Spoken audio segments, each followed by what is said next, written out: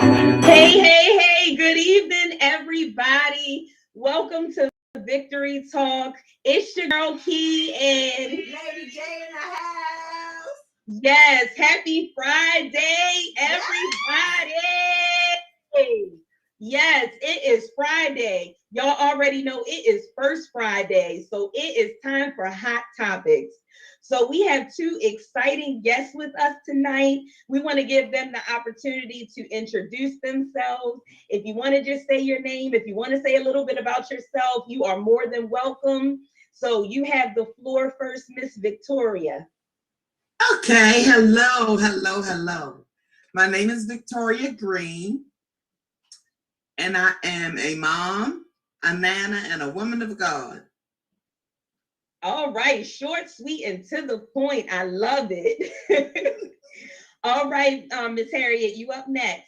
My name is Harriet Elaine Brown Stevens, and I am just so overjoyed. I feel like someone's going to get really blessed. They're going to get a breakthrough. They're going to get delivered. They're going to feel joy because the joy that we feel, is from the Lord. And I'm excited, so I'm going to cut it off. I love everybody. I'm a grandma. I'm a mama. I'm a sister. I'm all that. I'm there for you because you're my people. I know that's right. Y'all all that in a bag of chips or whatever it is that you want to say. You want some fruit, all that in a bag of strawberries, okay? So we are excited to have y'all in the house tonight. Y'all already know Hot Topics is my baby. I just get so excited. It's just time for us to sit back, kick back, relax, talk about some heavy stuff, some not so heavy stuff, some fun stuff, and all of that. So we are going to jump right in there. Oh, but first, before we get started, I forgot. Make sure that you call somebody, text somebody, tweet somebody, send a carrier pigeon out the window. I don't know, it's kind of dark, so that might not work so well right now in this fall weather. But let somebody know that Victory Talk is on. Yeah. So our first topic for tonight that we want to talk about, it's a little bit of a heavy one. And as y'all know, we don't really intentionally do this, I don't think, but we kind of start off with the heavier, deep stuff, make you think a little bit, things that make you say, and just ponder on. And then we get to the more lighthearted stuff there in the middle and towards the end. So the title of our first topic is Parents Are Upset After Black Students at a Florida high school were suspended for fighting another student who sent them a racist video. So parents of these kids at a Florida high school are infuriated after they say their children were suspended for getting into an altercation with a white student who sent them a resurfaced video of two white boys making racist remarks. But the students in the actual video were not disciplined. So in the video, you could hear someone say, "Hold on, you see that?" Before pointing directly at the camera and stating it's a N-word. One of the boys in the video was spotted wearing a KKK-like hood. So the clip was said to have been made over the summertime, but it was just recently shared. The clip was sent via Snapchat to several Black students, two of whom play football for the school.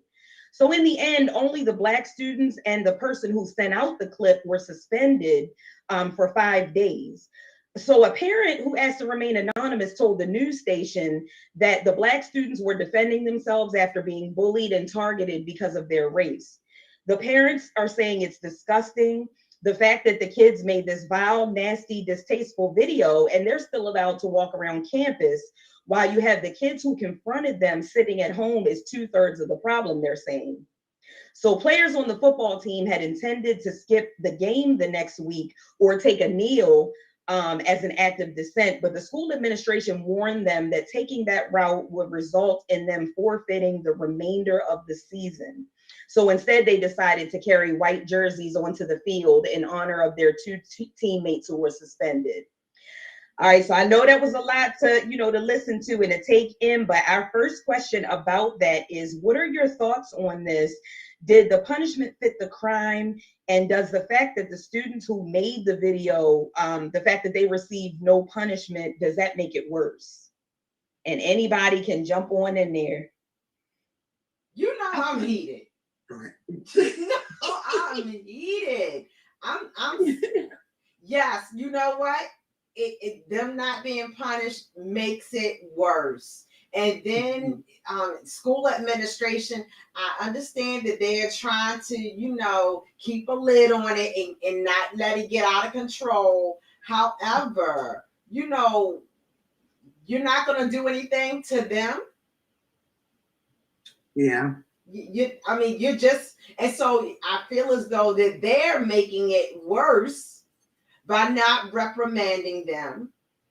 And there should be some consequences and repercussions for what they have done. And it's situations like this, I feel like it's situations like this that allow others to follow in their footsteps and to do, because nothing happened to them.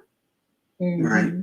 So that's my 2 cents on that. At the moment, I might have something else. What y'all got, ladies? Other lights.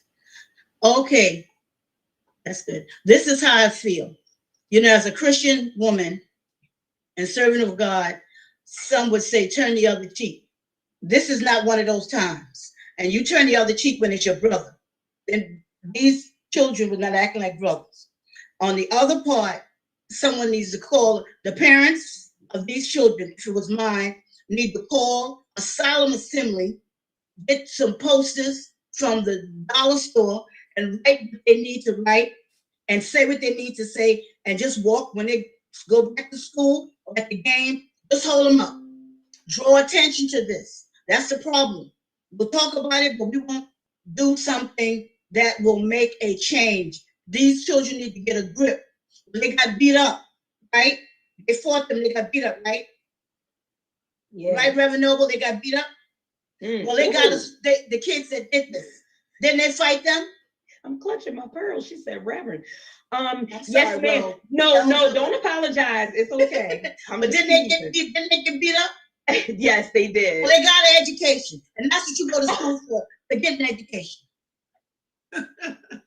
She said they got an education. She said they learned, they got learned. They gotta learn.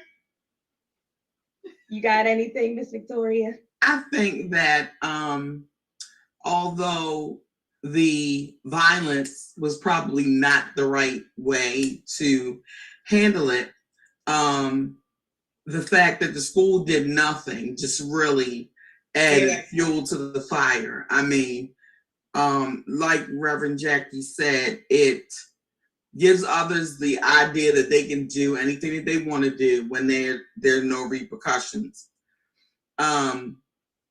The gentleman, I guess it was, that actually got into the altercation, that did the fighting or whatever, I kind of understand why they were reprimanded, because people can kind of unfortunately say what they want to say and act the way that they want to act, but the law states that you just can't put your hands on other people.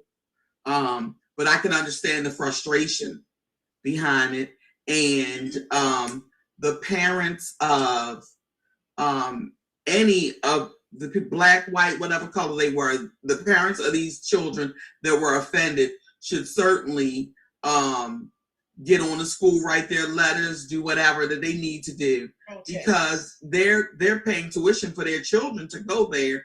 You're paying people's salaries, so that's right.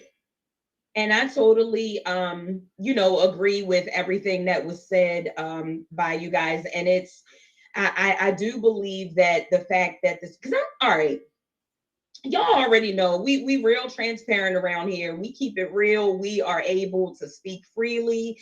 And I'm going to say, it really bothers me. I'm trying to figure out so I get the fact that the kids were fighting, and I get the fact that the kids shared the video. But what type of message are we sending by not disciplining the kids who are actually saying the things in the video? Because in my mind, the school administration is putting out a message there that, we're going to punish the people who got into a fight and who shared it, but you're in trouble for sharing it.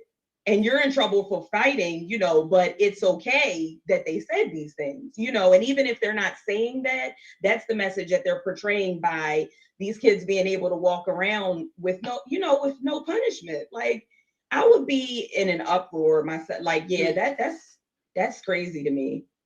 Yeah, it's tough. Tia said, hey, Tia Parker, hey, girly. Mhm. Hey, She Tia said, boo. if nobody is corrected for treating us wrong, anybody will feel free to continue to do so. It's not Absolutely. 1935 or 1825. America needs to repent, period, for their treatment of Africans and the descendants of Africans. That's a whole mouthful right there, sis. Woo! That's some Yes. facts. That's some facts. Yes. And it's Absolutely. just, I don't know, you would think that in 2021, we would not still be dealing with stuff like this and, issues like this, but it's just as real and just as alive as it was years ago.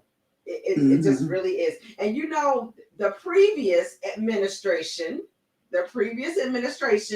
made it okay. Mhm. Right. Yeah. Absolutely. They made it okay that it was acceptable for to do these types of things and not have any repercussions. Because listen, when it's high up in the government, you know what I'm saying, and they're not doing anything about it. It says it's okay. It sends a message. Right. Right. Yes, But they hide behind the freedom of speech, whole freedom of speech thing. yeah. That's what they're hiding behind. Mhm. But Yeah, that so doesn't make what they're saying, what they're doing right. Yeah. And so it is my hopes that, when all is said and done, because like Tia was saying, we have to speak out. And I can appreciate the fact that these parents are, people are tired, and this should no longer, like, how long do you just say, oh, that's the way that somebody is, and oh, it's okay. And no, it's not okay. And so, I'm proud of these parents, and I'm hoping that whatever it is that they do, they do in decency and in order to be able to bring awareness, because clearly these racial sensitivity, whatever they're calling these courses that they make these people take after they say the N-word, and then want to keep their jobs or whatever, they're making them take these sensitivity courses. Like, clearly they're not getting the memo. Something is missing. So they need a paddle. They need a paddle on them. They need the old school rules. Sister Harriet said, we don't sometimes want to accept the fact that it's 2021, but we are dealing with the great grandchildren of Mr. Jim Crow. And Jim Crow were those rules that put Black people in their so-called place. It's the rules that said there was a white fountain and there was a black fountain, and it's the same water. Yeah, we're dealing with Jim Crow. And his great grandchildren. One other thing that I wanted to share before I go into the next topic, because it kind of does lead in, but I feel as though that the individuals that were fighting, I know that it was frustrating. I know that when you're in the heat of it, you don't think, you just kind of snap. But I feel like we also have to, we have to be cognizant of our actions, because, realizing in today's society, whether you're right or you're wrong, you swing, there's consequences and repercussions that's coming in your direction, whether or not you're right or you're wrong. Absolutely. You understand what I'm saying? And so I think that, and it's one of the things that we have to be intentional in sharing with our children, because a lot of times our children, they snap. They snap. I was about to say, listen, yes.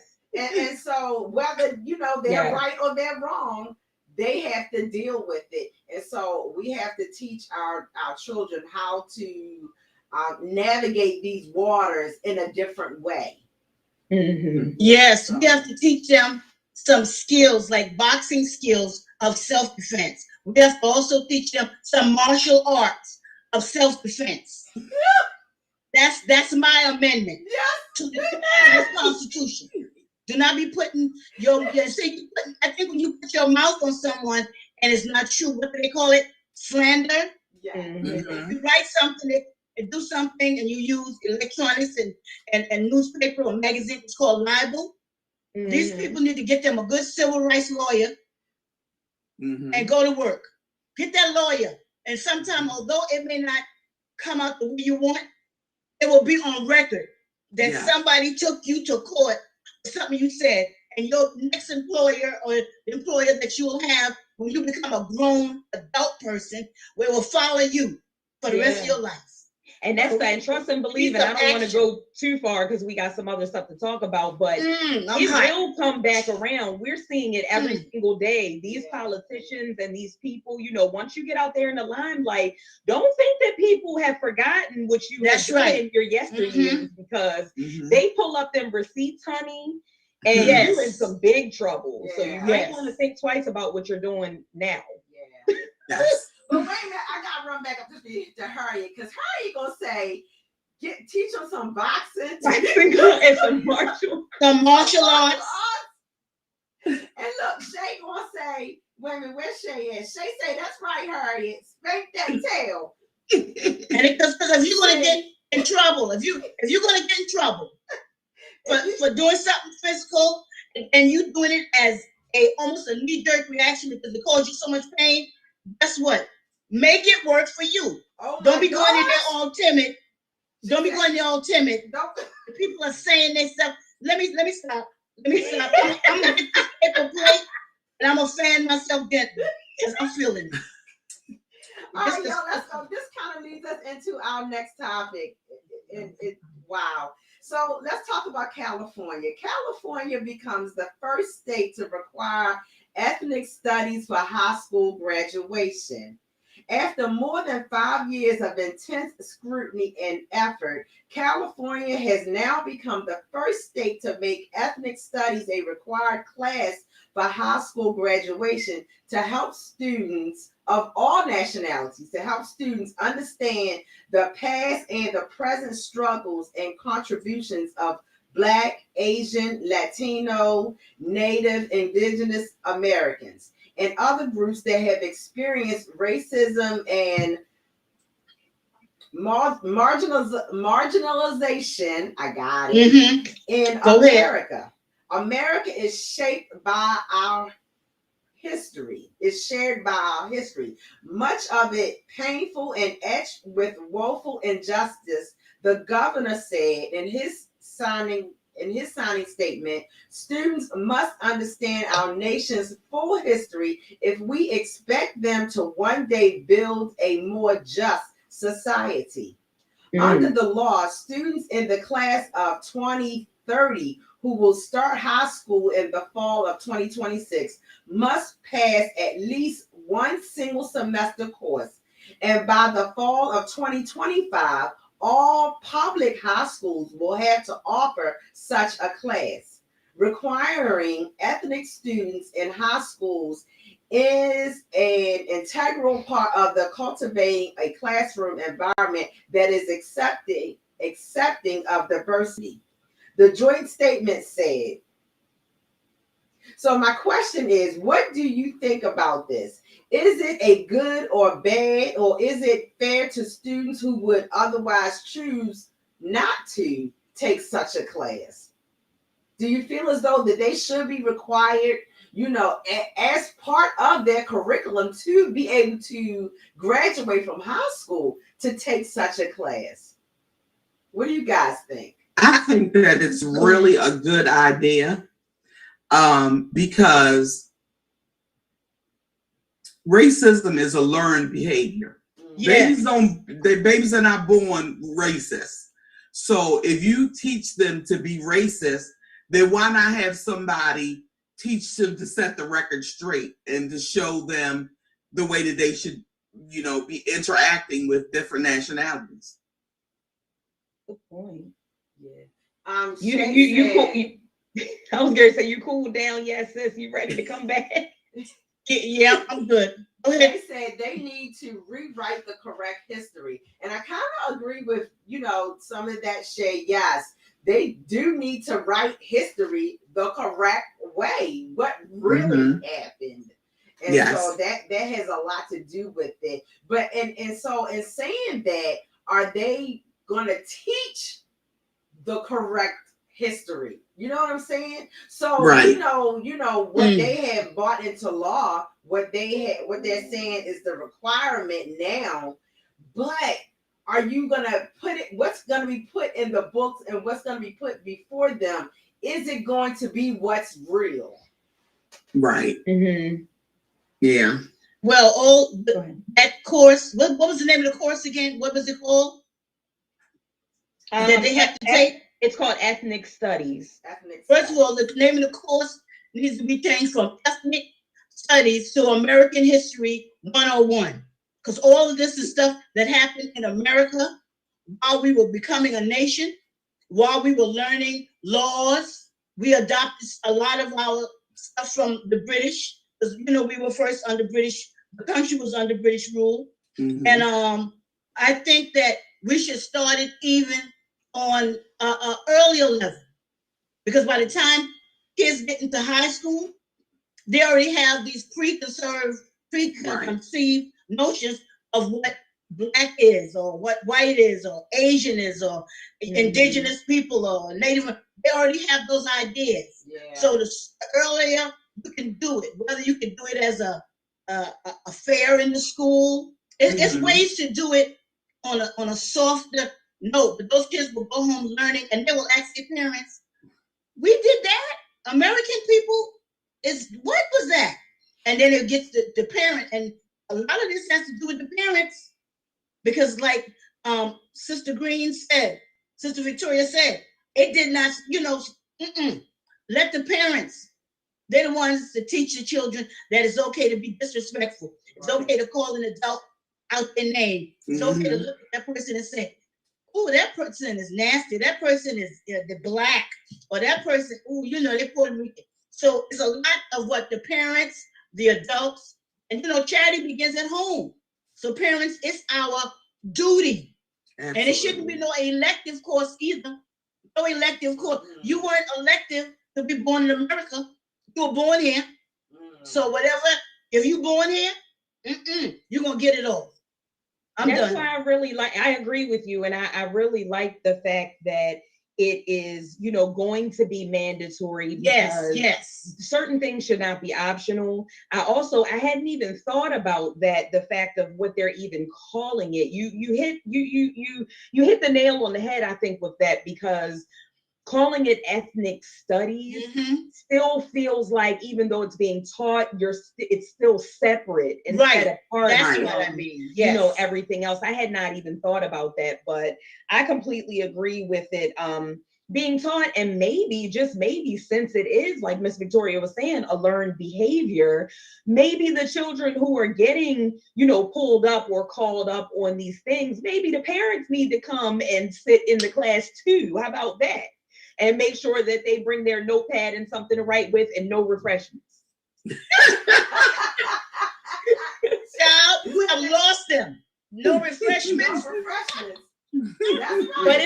But but keep in mind, it's mandatory. So yes. Because back in the day, and I vaguely remember this. Back in the day, if your child didn't go to school and was truant, didn't the parents get in trouble for the truant child? That's what I'm saying. Yes. And so I feel as though, I wholeheartedly agree. Parents should be held accountable too. And then you need a handbook. The parents should have a handbook to go along with, because they may not be able to really. They're not going to read the handbook. Well, they want that certificate. Maybe they give them a certificate. I don't know. They gonna read the handbook, because I'm giving a quiz. That's right. That's right, Miss Noble. And I think it should be a two-part. In order for your child to graduate and to get what the child needs to, to elevate to the next level, then perhaps the parents need to have requirements that they have to fulfill in order for that child to be able to move on. And I know that it's a lot, saying that, you know, add something onto a parent's plate when a parent don't work and the parent got Yeah. food on the table and the parent got to do this and the parent got to do that. But in doing and saying all of that, if you allowing your child, Yes, Absolutely. That part. if you teaching your child that negativity, or you are allowing him to, you know, to take it in from other sources and, you know, to run with it and to cause confusion and disruption within, you know, this is in society, whether it's in school, on the ball field, in the mall, whatever it is, you are allowing your child to just be disruptive, then you should bear some responsibility of it too. So Absolutely. yes, Lisa, no refreshments. No refreshment. no refreshment. And I'm gonna make it plain and clear. When I send the letter, it's gonna say that on there, so don't ask me for nothing. All right, y'all. So we're gonna roll into a little bit of a lighter topic. So we're gonna talk about the grocery stores, because I don't know about y'all, but a sister is frustrated. Okay, the grocery store shelves aren't going back to normal this year. So many of the country's biggest food markets are telling grocers that they will have limited quantities of a number of their products, including things like Rice Krispie treats, Sour Patch Kids, some Ben and Jerry's ice cream flavors. They really hurting somebody with that. McCormick's gourmet spices, Marie Callender's pot pies, because of labor. Listen, some of these things on this list, I don't know. Because of labor, commodity, and transportation constraints that are throwing supply chains off, according to emails viewed by CNN and interviews with grocers. So shortages at grocery stores are nowhere near as visible as they were at the beginning of the pandemic, when shoppers flocked to the stores doing this ridiculous stockpiling like they was about to drop a bomb on us or something. But supply in grocery store aisles has not fully recovered to pre-pandemic levels. After all this time, they still have not recovered. And companies such as Costco and Sam's Club have recently reinstated purchase limits. I found out the other day when I went to get toilet paper, on paper products and cleaning supplies. So our question is, have you found this to be an issue when you've been grocery shopping, and how are you working around it?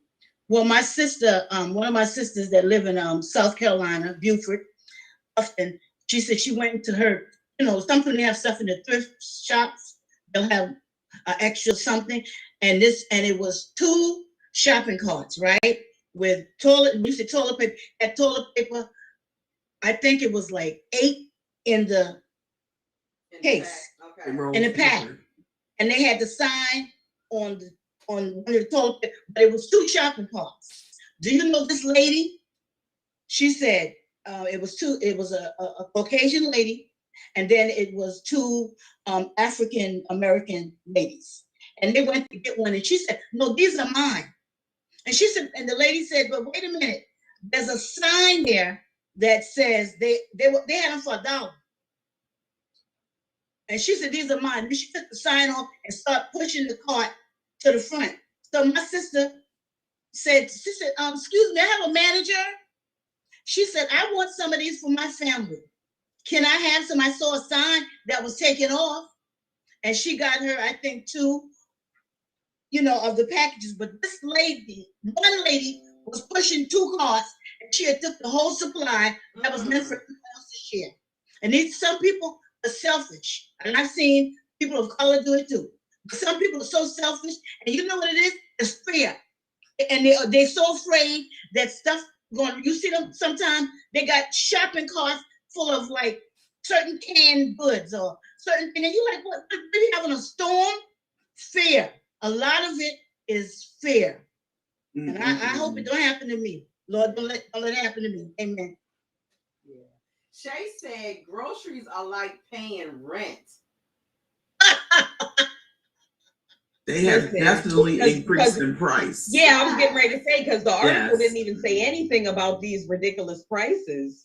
Oh my gosh. The prices of stuff has gone skyrocket. It's I mean, I know it's due to like, different shortages and, the fuel shortage and, I get all of that, but my goodness. And do you think for 1 minute that when things do level out that the prices are going to go back? Nope. Oh, no. No. No.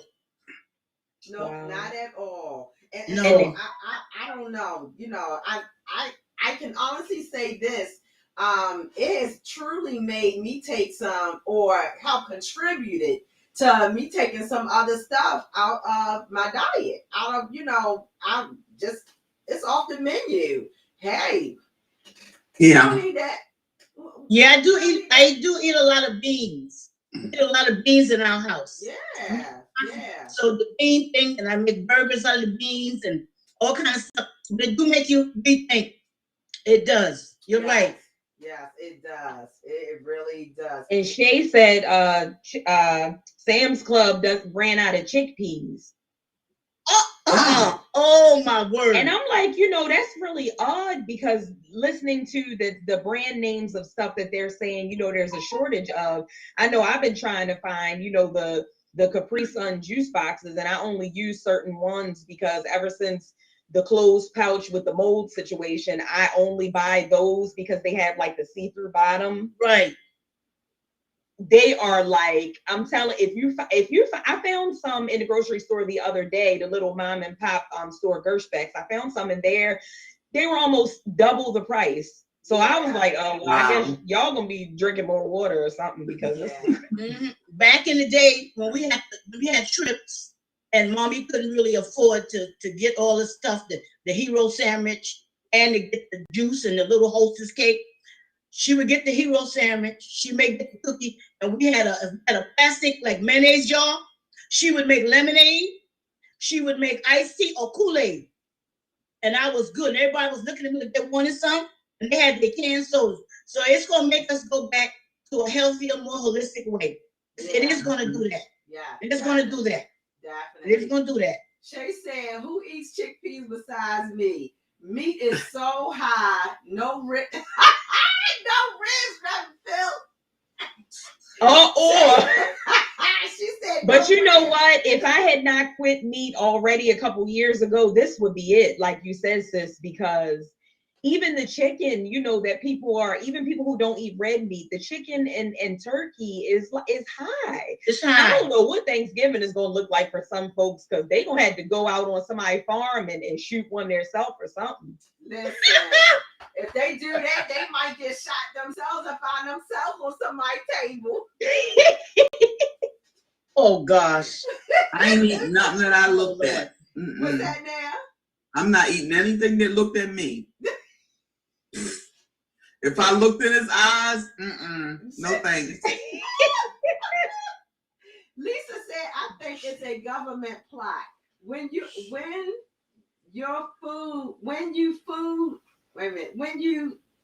I don't know, Lisa, feed the economy with when you feed the economy with so much money and you have to pull the money back out again, we don't have the gold to back the money we produce for all the stimulus money.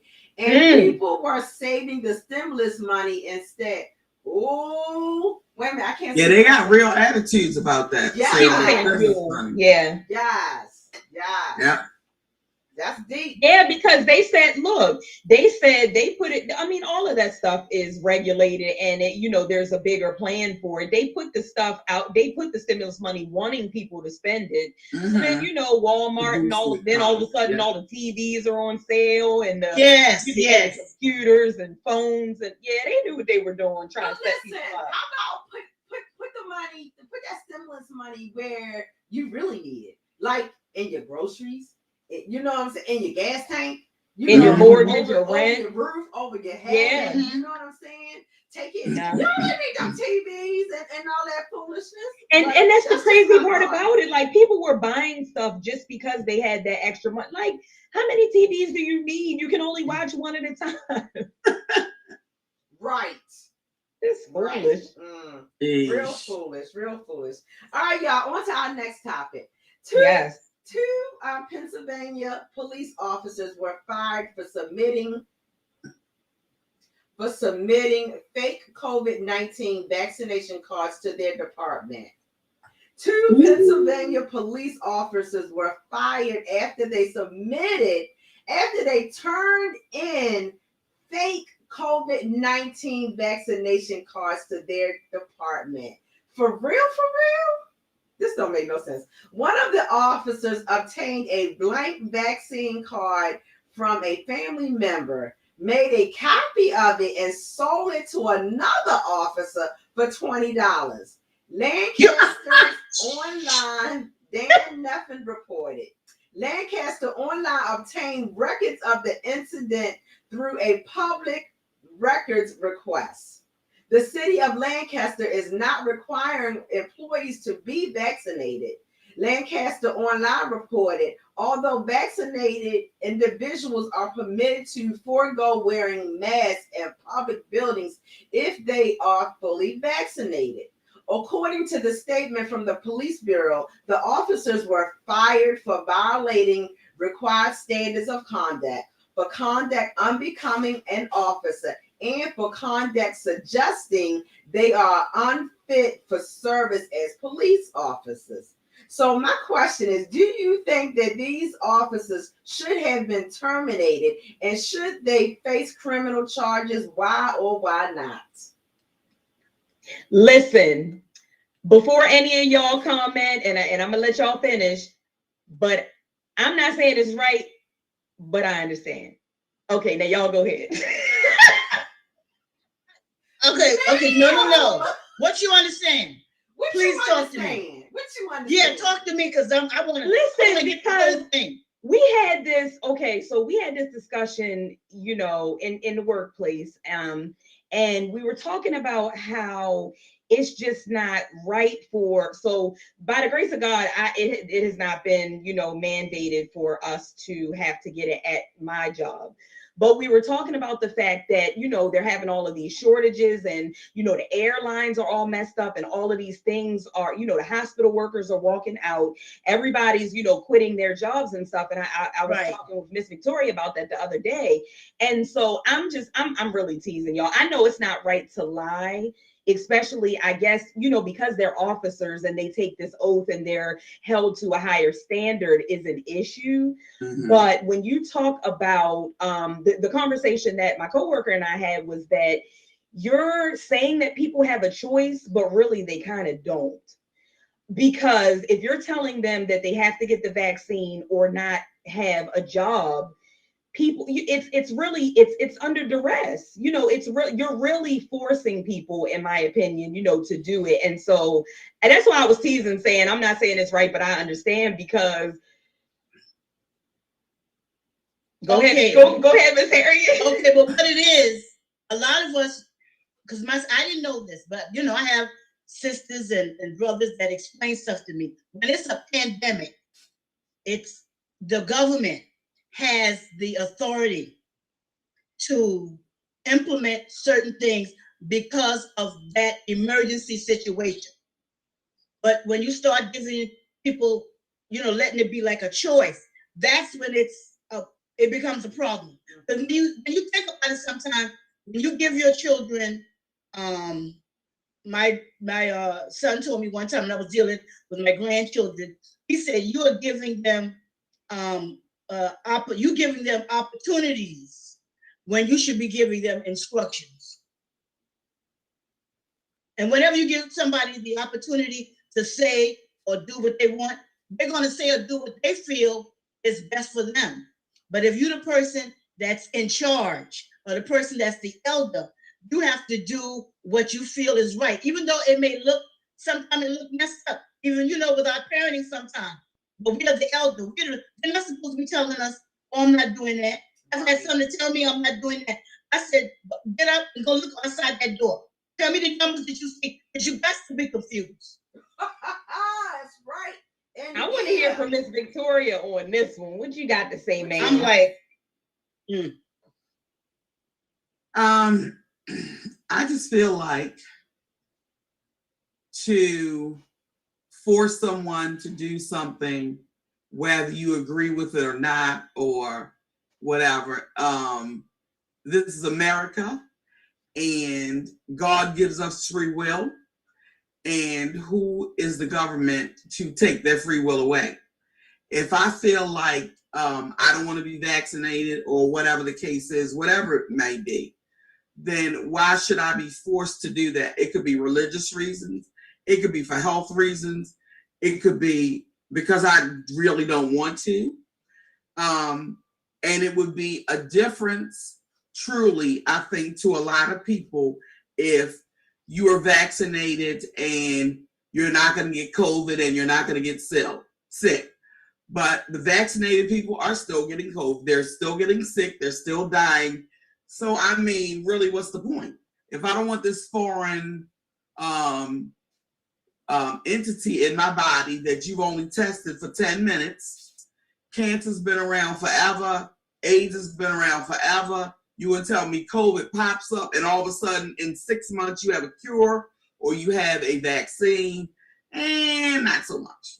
So that's kind of my take on it. I don't think that individuals should be, now when it's a parent, mother situation, I understand it because you're going to always do what's best for your child. But we as lay people don't know what they put in these vaccines. We don't know. There's no proven test that it works 100%. People are still getting sick. People are still dying. People are still ending up in the hospital, but they're running around saying, oh, everybody get vaccinated. So, I mean, what's the point? That's what I want to go back to point out something in this topic because the integrity of the police officers, I feel like was like really jacked up. I mean, bad, because the article says they were not required. They weren't required to get vaccinated. So, but in order to be out in public without a mask, they had to get vaccinated. So they made so that changes the narrative a little bit. Right. Yeah, it does. They made the decision to be underhanded, dishonest, devious, you know what I'm saying, when they didn't have to. Because they know. I think that they know that it's coming, though. So maybe they just felt like know they can come to Baltimore and get a job because we need police officers. So they doing what they want to do. We live in a capitalist society. We live in a society where people that are in charge abuse their power. That's nothing new. Absolutely. But imagine if they have people coming in and out the police station, or they have people they have to deal with, or when the police are dealing with those people, they're in their face. And if they, the lie about them not having it, them having it and they didn't have it, then you got the nerve to sell something and you are making a profit. Oh yeah, that was real. You might as well have just gave it to them if you. I don't really think it was about COVID. I don't even think it was about COVID. I think they said we're gonna make a little more cheddar and make it better. I think that's all they did. Yes. They were deceitful, and then they need to go to jail. Yeah. I was gonna say, I'm sorry, Sister Victoria. I don't want them in Baltimore. I'm sorry. I'd rather have my mother go out there. I'd rather have my mother and my granddaughter police. Well, on that note, we do kind of have like enough corruption kind of going on in the Baltimore Police Department. Baltimore's already. They might can stay where they are. Baltimore. There's some jacked up stuff. We love Baltimore, but there's some jacked up stuff. Let me, because we got a couple comments. I know we got some comments on this. We got a couple comments. I'm gonna get to Tia first, and then I'm gonna go back up to Shay. Tia said, "I basically got the vaccine under duress, but honestly, I feel a lot better in public now that I am vaccinated. I had and still have my doubts with the vaccine because it's new and there is not another vaccine using the same science behind this COVID vaccine. It shouldn't be forced on anybody though, but I get why they are making it mandatory in most states. 5 million have died from it. Yeah, that's a lot. That is a lot. I need to get to Shay. Shay had some very Shay had some comments that I want to share. Go back up, producer, because Shay had some comments that I really wanted to get in there. So Shay said, but if they don't vaccinate, it's a liability to companies, but it is a choice. Either you get vaccinated or you go find another job. Then she says, we're not thinking about how much money companies are spending in insurance, finding a replacement, or etc. And so I see where Shay is going with that, because if for those who don't get vaccinated or whatever, and they do get, if they get infected or what have you, people are getting really sick from this virus. And I can only imagine how much the, insurance companies, not, let me just say this, because, having, worked with insurance companies in the past, I don't feel no mercy for them. I'm just putting that out there. I feel no mercy for them, all right? But I can only imagine, what the hospital bills are looking like and what insurance companies are putting out. But I do agree that it is a choice. And I'm not one to tell anybody, oh, you should get vaccinated. Because, listen, I didn't get vaccinated until I was ready, until I was comfortable, until, God whispered in my ear that it was safe for me to get vaccinated. And so it doesn't matter what anybody else has to say about it. For me and mine, you know what I'm saying? I'm good. And before we move on, vaccinated or not, I'm wearing a mask. I was gonna say before we move on, I gotta put my little 1 cent back in there and saying, I still don't. I mean, I can respectfully disagree with part of that, because it's not that easy for some people, to just go out and get another job. I have, a family member making 6 figures and good money, and it's like, okay, it's not like this person can just not get the vaccine and go work at Walmart. I'm just saying. So yes, it's an option, and that's not to say anything bad about anybody that works for Walmart, because Lord knows they pay well nowadays. Okay. But I'm just saying, when you're used to earning a certain amount of income, and you have your bills and you have your family to take care of and stuff like that, saying that they have an option to get another job, it's really kind of not, that simple for everybody. And I don't care about no insurance companies. I'm just saying, y'all, I don't work for insurance companies, not to say that, but like you said, I don't have no mercy on no insurance companies, because they out here. Yeah. I hear what you're saying, Key, but I feel as though you have a choice in everything. You really do have a choice. But the choice is this. Listen, either if you want to keep your job and live the lifestyle that you're living and be able to support your family and to do what it is that you are accustomed to doing, and you want to stay there, then your option is get the vaccine. If that's what your job is requiring. But if you are just dead set against it, I'm not taking it, I don't want to take it. So then your next choice, your next option is to go get another job. And so no matter, how we look at it, you got a choice. Yep. You really do have a choice. It's when you weigh your options, what means more to you, what makes more sense, what is it that. All right, so we gonna move right along on that one, because I still say I use the word duress, and I'm glad that Tia threw it back, because that's what it is to me. I feel like you might as well. It's forceful. That's how I feel. I don't know. Yeah. But we running low on time. We running low on time, so I'm gonna get to this next topic, because it's on the same street. I don't even know if I want to touch this one, because y'all done got me fired up over the last one. Let me see. Wait a minute. Topic 5. What parents need to know about the COVID vaccine for children ages 5 to 11? A huge swathe of young people in the U.S., roughly 28 million children ages 5 to 11, are now eligible to receive the Pfizer COVID-19 vaccine, and millions of parents are understandably following this development closely. According to the CDC, although children are less likely to get severely ill from COVID, 1.9 million kids between those ages have been infected. Those infections resulted in 8,300 hospitalizations and nearly 100 deaths within this age group. So distribution of Pfizer's COVID-19 pediatric vaccine will scale up to full capacity starting on Monday, according to the CDC. Now, this is the part that I want you guys to pay attention to. The common side effects for the vaccine in kids 5 to 11 mirror the same side effects in adults, in the sense that they can get redness, pain, and swelling at the injection sites. The clinical trials for 5 to 11-year-olds were small enough that we couldn't detect a safety signal.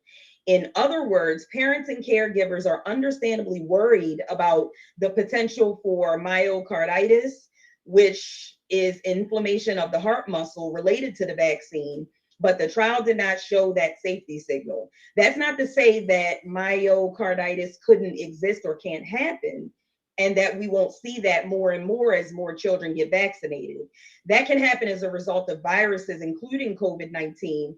There's a rare but real potential for vaccine-related myocarditis, particularly in young men and teenage boys.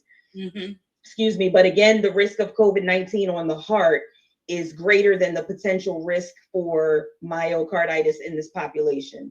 So we want to know, what are your thoughts on this rushed? It doesn't say that, I'm saying that. What are your thoughts on this? Is it too soon? Do you plan to get your child vaccinated? Grandchild, niece, nephew, somebody in your care that you're responsible for making decisions for? I'm not going to answer this. I'll answer it if we have time, but y'all should already know my answer. I'll answer it. And listen, I'm saying no. As a grandmother, I just feel like for me, and you know, my children may feel differently, but they ultimately have the decision to make. It's theirs to make. But I feel like right out the gate, it's too early. For me, I feel like it's too early. Not enough, you know, and I didn't jump right when, you know, vaccines for adults was released. For me and for Phil, no, I didn't jump right then. You know what I'm saying? I just feel like it's kind of early, and I don't, yeah. Well, my grandchildren are over 12 years old, and they had their vaccination. And I talked to them about it. That's the one time I did talk to them about it, and I told them the positive and the negative. We did the reading, and they have programs about it on TV all day, everything that comes up. And they said, Grandma, I want it.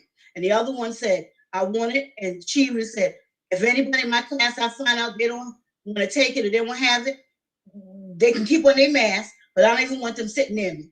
And she's 12, and that was just her take. And the grandson was like, I don't want anything. I think, you know, but he was older. I know these are for the younger parents of the younger kids. I would be a little, as the kids say, sus. I'd be a little suspect about it, not knowing it, because it hasn't been like a generation before.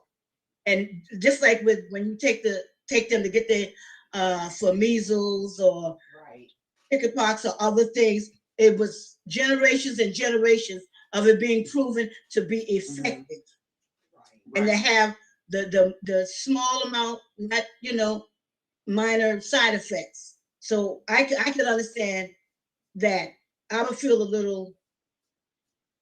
wait a little while and just keep them away, you know, but they're going to school with other people, even from like daycare. You know, you have daycare, you may have 6 to 8 kids in the daycare, and they use it average age of the kid in the daycare is maybe 2 years old. So if that child that say didn't have the vaccine and say they infected other kids, all the kids didn't have, and they all affected each other, they would have to close the place down. And I think wait 14 days. I don't think they're still doing that now. But they would have to wait that time, and somebody may lose money at a job. They have to stay home with their children. So that's one way. That's those ideas that I would be thinking of if it was my child under the age of 11 or between 2 and 11. I'd be very concerned, seriously concerned. Mhm. I agree. So y'all want to say it's okay. Look, I'm putting on my petty hat. So y'all want to say it's okay for, the adults to have choices to get it or not, but y'all want to protect, and I'm all about protecting the babies, because y'all should not know I'm not for it, because, and that's not to say never. I'm not saying never for them. I'm not saying never for me. I'm just saying that it's still too new. Even that's just my personal opinion. It's still I understand too new for the adults, I understand. By me seeing these numbers, and numbers don't lie, so I'm not blasting nobody, but I'm just saying I know people personally, multiple people who have gotten the vaccine and are still wound up on respirators, getting ready to die. So their whole point of it's the symptoms are not going to be worse and all of that stuff. I'm not buying that. I'm sorry. It's unfortunate, because I think that because there are still mask mandates, it's helping a tremendous deal. And I get the fact, we can't, people don't want to wear masks forever. I'm vaccinated or vaccinated. I'm going to have my mask on, especially during cold and flu season, probably until I'm no longer here, because I don't want it. When you see the number of people who not only didn't catch COVID, but didn't get the flu or regular colds or these viruses and stuff, with the mask on, it's just, Okay.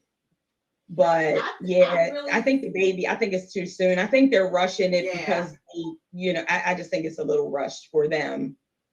And again, I feel like the choices for the children lie again with the parents. With the parents. And I really, like I said, I didn't jump, when it first came out for my own personal self. And I wouldn't say jump for, the children. I really think that there needs to be a little bit more, research and the crazy thing with that is in the research that, how did they do the research? They tested it on somebody. Mm-hmm. And so, and I get that. And I don't mean to sound, cold or anything, but I don't want my grandbabies to be the test monkeys. Okay. Now, I hear you. I You understand. know what I'm saying? So, and I don't, and then it's the thing of, as African Americans, our system act and react and do things a little bit differently than others. Mm-hmm. Yeah, I believe that. What may be good for some others may not necessarily work the same for us. Right. You know what I'm saying? And so, but I just really feel as though it may be, a little soon. But I pray for anybody that, that does have their child vaccinated. Pray over your children. Mm-hmm. Thank you. I was going to say absolutely. Thank you. Pray over your children. Anoint them.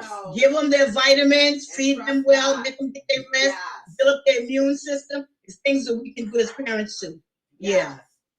And I know Shay is just on, as a guest tonight, but we talked about this before on one of the Fit for Life, about your vitamins and your immune system and doing what you need to build yourself up. Listen, we around here popping them, okay? Drinking vitamin C, elderberry, echinacea, juicing.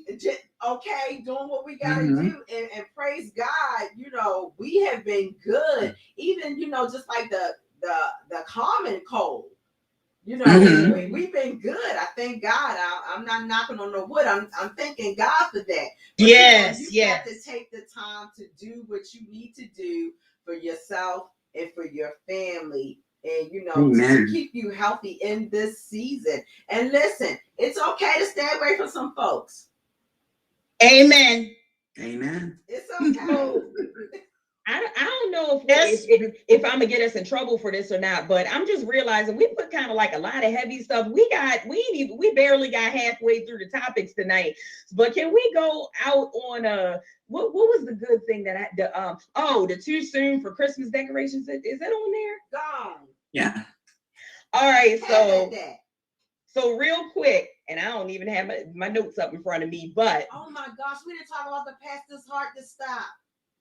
I know we ran. Okay, let's go save ahead. that for next month because Yes. that's something that is not time to. We gonna save that. Okay. I got you. So, all right, y'all. Well, because time is winding down, I'm not even gonna look back through my notes to try to find it. But the question is, how soon is too soon to decorate for Christmas, y'all? Because inquiring minds want to know because y'all sister be over here getting a hard time. So, I mean, this dude would have us like throwing the tree up like the week before and taking it down the week after. I don't know. Growing up, I used to put it like Black Friday. I used to put it up, and now I'm finding myself wanting to put it up a little bit sooner. So, like, what do y'all say? Well, for me, I got to. My things got to be separated. So I feel like, because I decorate for every season. Like I'm like, I love it. I love it. I love it. But I need Christmas. I need Thanksgiving and fall to be Thanksgiving and fall. You know what I'm saying? And then when okay, I can get with it after Black Friday, because now Thanksgiving has come and Thanksgiving is gone. But I'm not putting up Christmas decoration before Black Friday. I'm just not doing it. That's just. But I just ready. had to throw it out there because I'm cracking up. So then, how soon do you take them down? I don't take my stuff got them burned all the way until January 1st. And if I'm not hanging out with my sister for her birthday, in the rain, sleet, hail, and yeah. Well, I used to be really. I hear you, Pastor. I used to really be into the Christmas decorations, and I would do them really about the second week in December. That's usually when I would do it, and I would always usually have a wreath or something on my door. And this year, I don't know. I don't know if it's that little effect from the COVID, and us can't really be free to move around, have people over and visit, and like you said, you have the people who are vaccinated and the people who are not. But getting back to the whole decoration thing, I'm like, Thanksgiving, they have decorations and people are having Thanksgiving, okay, and Christmas. I believe you should have those something, and I think it should be something to exalt Christ, because it's supposed to be about his birthday. Yes. You can have the kids make little cupcake wrappers and the little tissue paper and a little thing. I used to be in education, so we did all kinds of stuff and put cupcakes on there. And this Christmas cards, Happy Birthday, Jesus. But we spend all this time on decorating, and we need to teach our children to have people around us understand it's about something a whole lot bigger. And when I do get to, I don't decorate for Christmas, because after Christmas they go on sale. Then I get my decorations. All them expensive decoration and Christmas cards, I get them when they go on sale. They'll be the next day, half price. And what's funny? I know. Y'all gotta pray for me. I'm not trying to like put them up now, at the beginning of the month, but I'm just saying Christmas is my favorite holiday. We all know that Jesus is the reason for the season and we celebrate him. But I also just everything about, Christmas, the pine and the pretty decorations, the music, the Christmas scented candle, like the fur, just all of it. So that's why I be getting excited. And I'm like, I wouldn't mind cooking all that good Thanksgiving food with my Christmas music on. Where he at? He probably not on tonight on purpose. But look, I could be petty. Because I love the Christmas movies. I love the movies. Oh, Hallmark. Forget the movies. Forget it. YouTube all year round. I love it all year round. Listen, Hallmark don't play. They start in November. All year round. I love Christmas. That's one of my favorites. Yeah. I have the Christmas music. My son, when he was bringing his friends over, when he was like about 13, say, what's wrong with your mother? He said, what you mean what's wrong with my mother? It's like April and she got on Christmas music, and then I don't want to say nothing, but the last time I came, she had Christmas music on too. And I think it was Valentine's Day. Something wrong with your mother? I said, no, I like Christmas. Do you want to eat this food? I'm sorry, Hi, Miss Stevens. She said April. Yeah, I have it all year round. And one day in the Listen, summer. we had a girlfriend we had our Christmas tree up all year round. I'm like, I know. Oh, girl. You had to, yeah. Wow. But you know what? That is that's a thing too, because I saw it on like the home living, one of the things. Some people leave their tree up and they just decorate their tree for the different For whatever Valentine's, season St. or Patrick's birthday Day, or holiday. 4th of July. They do the tree. I think that's a little bit. Look, I'm all for decorating, but trying to decorate for every holiday, I'll be tired. I can't. Oh, yo, I'm gonna ask y'all a question. Do y'all celebrate Kwanzaa? Think about celebrating Kwanzaa? I don't celebrate, but I have educated myself on it. I think it's quite interesting. Okay. Yeah. That we got a holiday. And it's not, a lot of people think it's Christmas. Not that ever it's Christmas. Ever. Mm-hmm. But to say there's certain principles that if we like weave it into our society, even for people who aren't from the diaspora, still weave it into society as a point of understanding someone else. And the principles are good. It's just in another language. Well, you know what? I'm glad that you said that, because I took a note, and we're going to incorporate something when we get closer to that time in the show about Kwanzaa. Yes. All right, ladies. Well, we have truly ended on a good note. Yes. Thank you, King. That was awesome. That was so awesome. And so we are at the top of our hour. I have already gotten the gang signs. Y'all know. I already got the signage from our producer. So I just want to say thank you to everybody who joined in tonight. Thank you for your comments. Thank you for your viewership. We just so enjoy hot topics, and we love having our special guest, Mama Sugar. My Mama Sugar. I love having Miss Victoria Green, and Sister Harriet. So we just thank both of you ladies for joining us tonight.